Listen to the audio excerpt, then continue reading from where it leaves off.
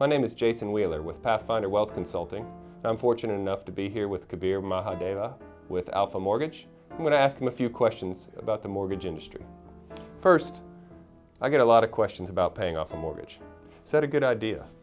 You know, Jason, that's a great question. A lot of people think that by paying off their mortgage, they save interest and therefore they're saving money.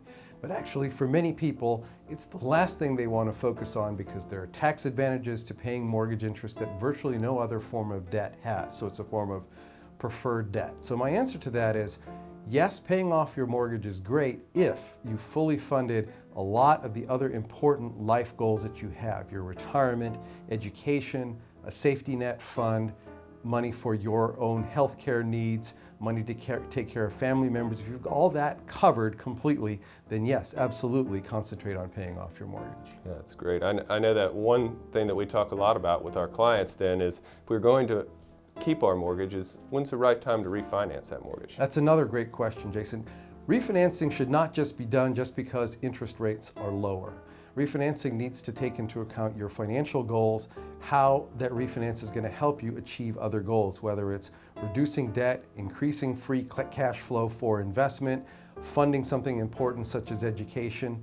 And frankly, you should look at refinance in terms of a payback period. I don't like to see people refinance unless they can see real savings based on the cost of that refinance in 2 years or less.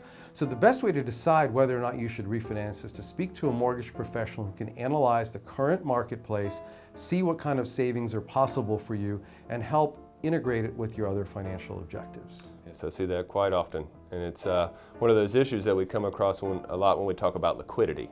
And liquidity comes in a lot of different forms, and without that mortgage component, most people can find themselves illiquid. Exactly, and for us, we want to make sure, as you well know with your clients, that cash flow is important. Today, you can't get a mortgage unless you have cash flow. Long term, whether it has to be for insurance or retirement or funding education, I think having cash flow in some ways is much more valuable. With interest rates at historic lows, I think liquidity is the most important. Tell me a little bit about how you counsel your retirement clients when it comes to liquidity. Yeah, indeed. Early retirement, it's about accomplishing the goals that they want to accomplish, whether that's travel, whether that's going to be seeing the grandkids, helping fund college education.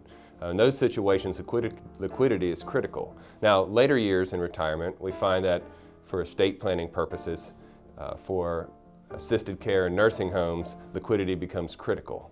And rather than have all your money in a house and your children are trying to sell the house to put you into a home, for example, it's better to address those issues early, pull that liquidity out and have something to help you instead of waiting to burden your children with that responsibility. Exactly, and one of the things you need to look at is that your house is a form of investment, just like every other form of investment you might have. And so working with a professional like Jason, you need to look at where your assets are, how they're allocated, and remember that every person has a balance sheet and there's both sides. There's the asset side of the balance sheet and the debt side of the balance sheet. And my job as a mortgage planner is to help you make sure that the debt side of your balance sheet fits in perfectly with your asset side. I couldn't say that any better. So I thank you for being here today and sharing that information with us. Thank you, Jason.